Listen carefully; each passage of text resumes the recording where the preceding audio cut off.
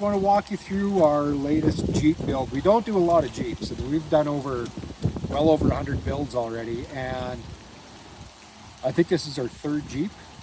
So this is a JK, and what we've done with this one is we've done a complete rear seat delete, as well as a cargo platform and a compact cam kitchen in this model. So we'll walk you through it.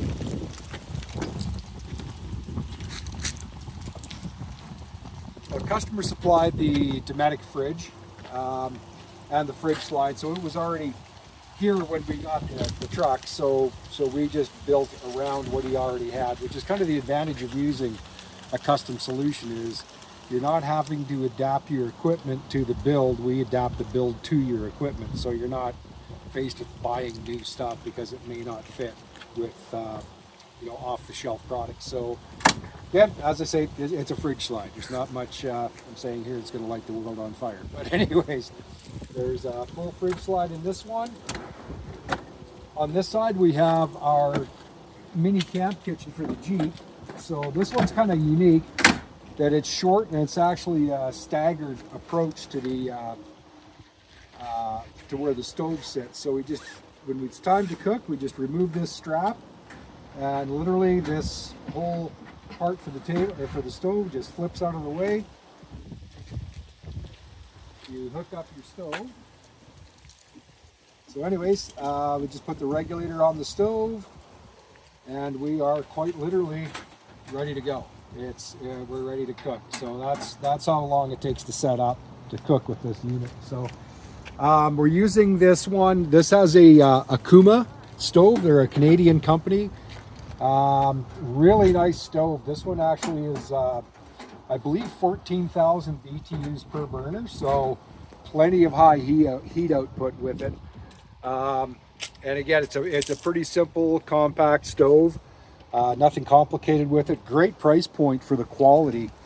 I'm quite impressed with it. So anyways, this is, and with the 270 awning, of course, you'll be all covered up here when cooking. So we have a storage compartment in the back here as well that can hold your propane hose and regulator, propane bottles. And there's also room underneath the stove cavity here for your pots, your pans, cutlery, those kind of things, so that everything is right where you need it. It's not anywhere, it's not hard to get to or put in different bags in different locations. So that's how our the mini JK kitchen works. It's actually a pretty cool layout in these Jeeps. The seat delete system is somewhat different than what we see in things like Tacomas and 4Runners. That the way that the factory seats actually mount together, you need a special bracket if you want to do the 60-40 split and use the 60% seat. If you just want to put the 40% seat in, you don't need the specialized bracket. So this customer, empty nesters, they're not too worried about making room for the kids, but if they do have the third wheel coming along with them, it's going to be pretty easy for them to take out the 40% side of the seat delete system and bolt that 40% seat in. I think it's 4 bolts and it'll be done. We just put the strap in here so we make sure that we can keep everything secure while you're driving. We don't want anything rattling and banging around, so it's a pretty quick and easy strap setup here. All right, so now we'll walk you around to the other side here.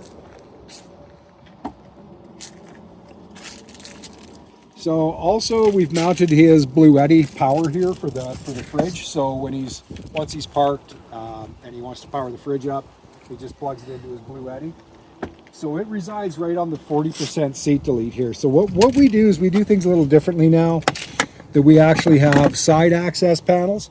So all of his recovery gear, the NOCO battery booster, all those things are housed in this side. And there's actually a considerable amount of recovery gear in here. I think there's 5 or 6 straps, the slime compressor, NOCO battery charger, and a few other items.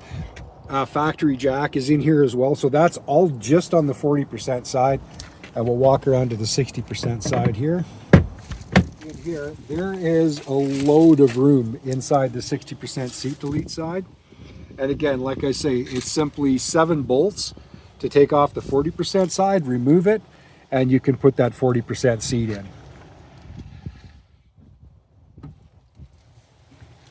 So anyways, that's our Jeep JKU. These customers came to us from the next province east of us here in Canada.